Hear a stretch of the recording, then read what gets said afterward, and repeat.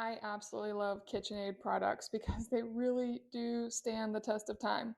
This mixer has been with me for 8 years. I use it all the time and it works wonderfully. So let's get into it. It comes with 9 speeds and it always starts with a slow start. So when you turn it on, it will start slow and smoothly and then you go up to go to the speed you want to. So you're never going to have a bunch of flour just poof up in your face if you turn this on while you're working with your dough. And this is the quick release button. It will release whatever you have in the bottom, all the different attachments. And then down here at the cord itself, you can twist it.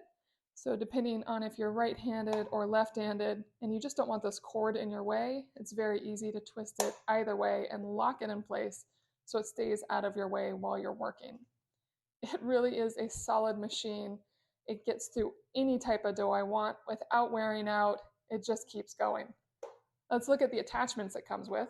The good old whisk. This I've abused a little bit. You can see that part of it is wearing out, and that is because I have foolishly used this on dough a couple times when really I should have kept this to just eggs and things I can whisk, but it still has held up wonderfully and works wonderfully.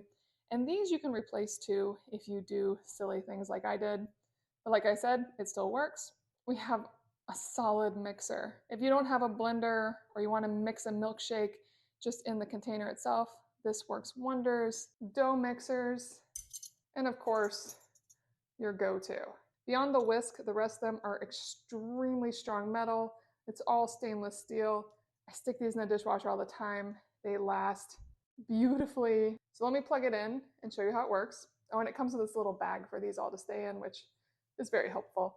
So to put these in, you always want to make sure you look at the little tops here. One needs a little bump out on it, which is this one. You can see right there it has the bump.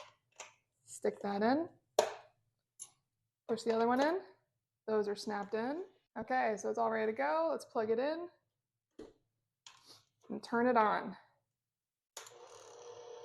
So it starts smooth just like that every time. And then you just hit this little button to go up.